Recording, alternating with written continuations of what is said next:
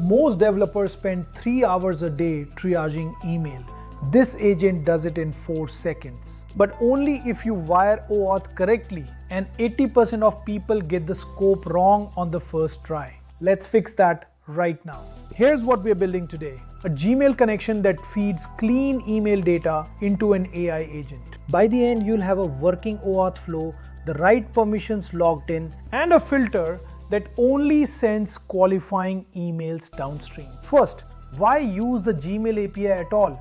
Why not IMAP? IMAP hands you raw MIME blobs. You write a parser by hand to extract a sender, a subject, a body, and one malformed header silently drops an attachment. No error, the email just arrives incomplete.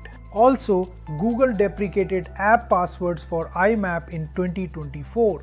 OAuth is the only production safe path now. The Gmail API returns clean structured JSON instead. That's why we are here. So let's talk OAuth. Plain English. 3 actors. Your app, Google's auth server, and the user's Gmail.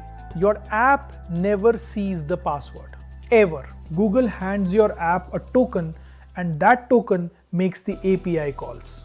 Now, here's where most people go wrong. Scopes. A scope is the exact permission you request. Use the narrowest one. For reading Gmail, that's gmail.read-only. That's it. But people copy a tutorial that says use gmail.modify. Don't. That scope triggers Google's security review. Weeks of delay for a permission you don't need. You need just 2 scopes. Ruddy labs and one more thing, token lifecycle.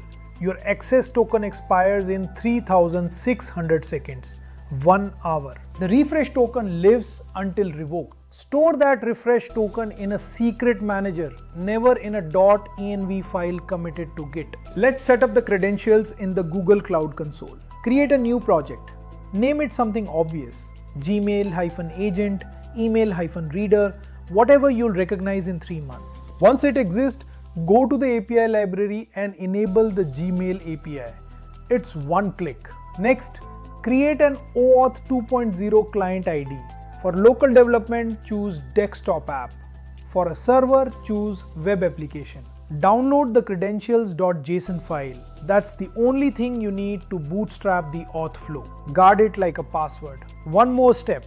Go to the OAuth consent screen and add your own Gmail as a test user. This lets you authenticate without publishing your app. No review process, no waiting. After you authenticate for the first time, do this one thing.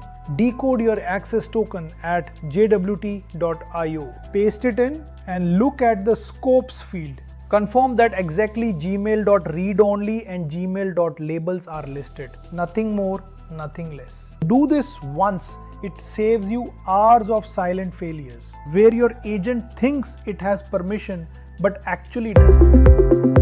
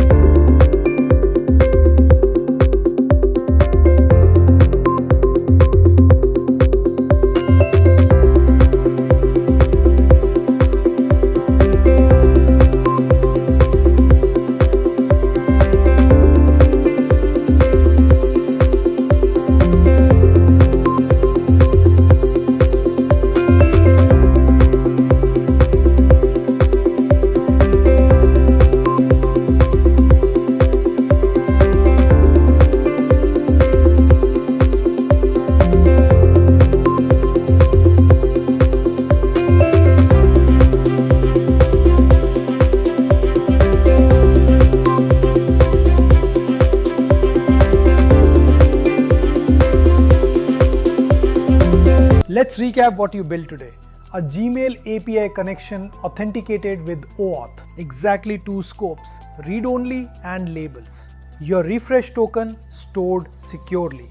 And a filter using the queue parameter that passes only unread inbox emails downstream. That's the foundation. Next lesson, we go inside the Gmail payload. We parse the JSON and extract the exact fields the agent needs, including the one field almost everyone misses. And before Saturday, know this: when your agent needs only the latest message in a thread, which API method do you call? It's not threads.get. The Saturday quiz will ask you exactly why. I'm Vardhan from EtherStack AI. See you in the next one.